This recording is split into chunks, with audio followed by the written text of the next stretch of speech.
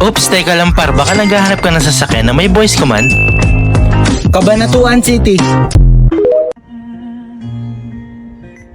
Yung walang problema sa makina at syempre dapat makinis. Yes, Daddy.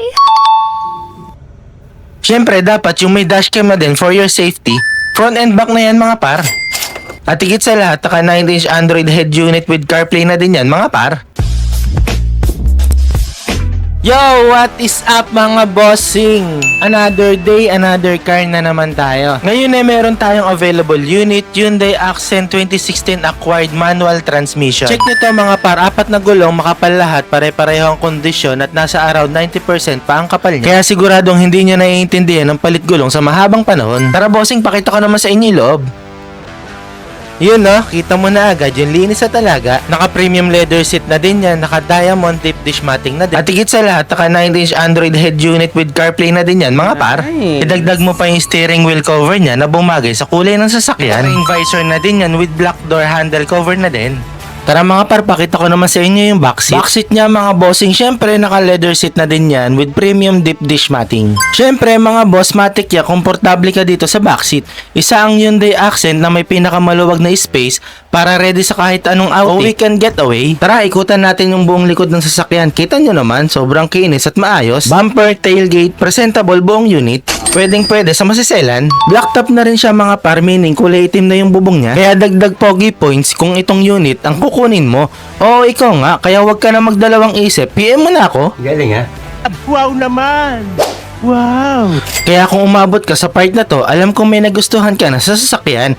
Kita mo naman, maayos mula labas hanggang loob. Kaya kung naghahanap ka ng unit na alaga at ready gamitin, huwag ka na magdalawang isip, i-PM mo lang ako. Sigurado akong hindi ka magsisisi sa unit na to. Yes, Daddy. Tara, pasok tayo sa loob. Start natin ng unit. Kita nyo agad mga boss, lahat ng gauge sa dashboard gumagana. Fuel, speedometer, tachometer, temperature, pati warning light. Wala kang aalalahanin sa unit na to. Aircon, syempre, matik yan malamig. Syempre, dapat yung may dashcam na din for your safety. Front and back na yan mga par. Sana all. Bossing, lahat ng windows ay gumagana ng maayos. Driver, passenger side, at pati sa likod. Magaling kang kupal ka. Yes, Daddy.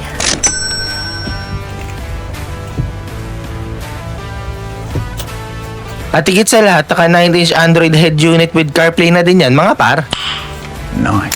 Na pwede kang mag-YouTube, Netflix, Google Map, malinaw, responsive at madaling gamitin. Perfect sa traffic, road trip, o kahit quick errands lang. Simpleng features, pero malaking bagay sa comfort at convenience ng driver at ng sakay mo. Cabanatuan City. O, diba mayroon din siyang voice command kahit nagda-drive ka, magsalita ka lang sa unit mo. Mas safe, mas convenience, at mas relax gamitin. Uy, sana all. Tara mga par, labas muna tayo at silipin natin ang makina. Okay.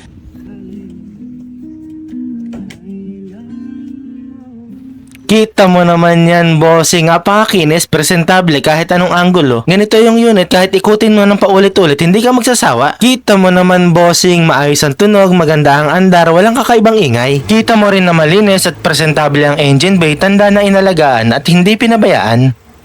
Kaya kung naghahanap ka ng sasakyan na maayos, alaga at ready gamitin, ito na yan par, message mo lang ako. Peace out!